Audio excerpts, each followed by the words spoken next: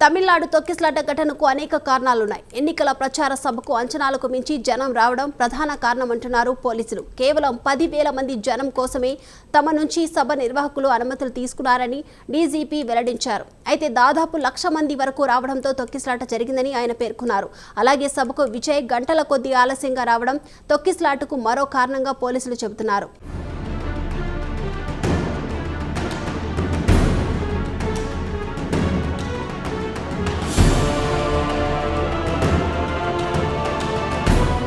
తమిళనాడు తొక్కిసలాట జాతీయ స్థాయిలో హాటాపిగా మారింది. కాగా తొక్కిసలాట ఘటనపై తమిళనాడు డీజీపీ వెంకటరామన్ స్పందించారు. కరూర్ జిల్లాలో జరిగిన తొక్కిసలాటకు అనేక కారణాలున్నారన్నారాయన. ప్రధానంగా అంచనాలకు మించిన జనం రావడమే కారణమన్నారాయన.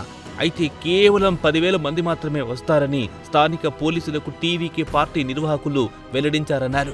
ఈ మేరకు సభ నిర్వాహకులు తమ నుంచి అనుమతులు తీసుకున్నారని తమిళనాడు డీజీపీ వెల్లడించారు. అయితే 10,000 మందికి మించి జనం వస్తారని పోలీస్ శాఖ అంచనా వేసిందన్నారు. ఇందుకు అనుగుణంగా బందోబస్తు ఏర్పాట్లు చేశామని డీజీపీ వెల్లడించారు. అయితే పోలీస్ శాఖ అంచనాలకు మించి జనం వచ్చారని డీసీపీ వెంకటరామన్ తెలియజేశారు. దాదాపు 1,00,000 మంది వరకు వచ్చి ఉంటారని భావిస్తున్నట్టు ఆయన వెల్లడించారు. అంచనాలకు మించిన జనం రావడంతోనే తొక్కిసలాట జరిగిందని అంతిమంగా తమిళనాడు పోలీస్ శాఖ పేర్కొంది.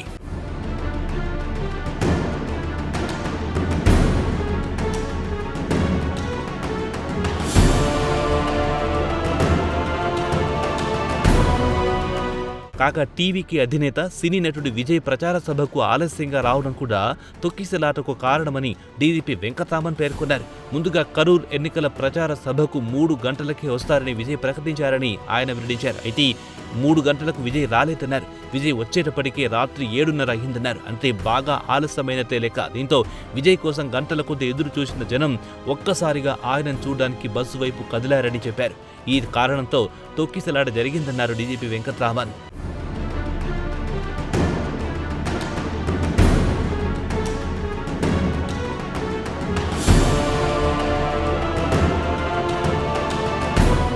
కాగా తొక్కిసలాట ఘటనకు సంబంధించి టీవీకి అధినేత విజయ్ సహాయకులు ఇద్దరిపై పోలీసులు కేసు నమోదు చేశారు. టీవీకి ప్రధాన కార్యదర్శి అలాగే joint general secretary Nirmal Kumar పై ఎఫ్ఐఆర్ నమోదు చేశారు. వీరిద్దరిపై కేసులు నమోదు చేసిన విషయాన్ని పోలీసు ఉన్నతాధికారులు ధృవీకరించారు.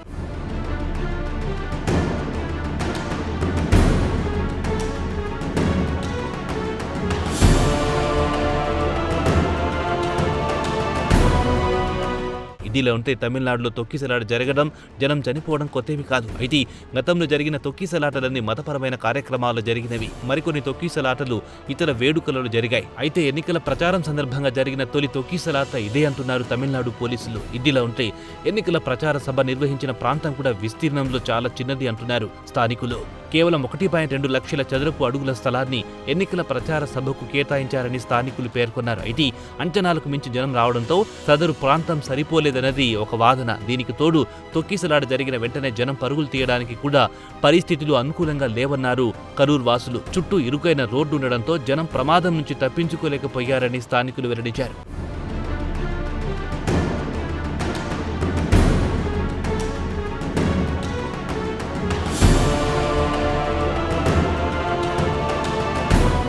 ఇదిలా ఉంటే మృతుల కుటుంబాలకు టీవీకి పార్టీ అధినేత విజయ్ నష్టపరిహారం ప్రకటించారు. మృతుల కుటుంబాలకు 20 లక్షల రూపాయల చొప్పున విజయ్ నష్టపరిహారం ప్రకటించారు. అలాగే గాయపడ్డ వారికి 2 లక్షల రూపాయల చొప్పున ఎక్స్గ్రేషియా ప్రకటించారు. కాగా తొక్కిసలాట జరిగిన ప్రాంతం ఒక సమాధిలా మారిపోయింది. ఎటు చూసినా చిన్నారులను కోల్పోయిన తల్లిదండ్రుల రోదనలే వినిపిస్తున్నాయి. వారిని ఓదార్చడం ఎవరి వల్ల కావడం లేదు. ఇదిలా ఉంటే ఈ తొక్కిసలాట ఘటన నేపథ్యంలో విజయ్ ఇంటి దగ్గర భారీ బందోబస్తు ఏర్పాటు చేశారు.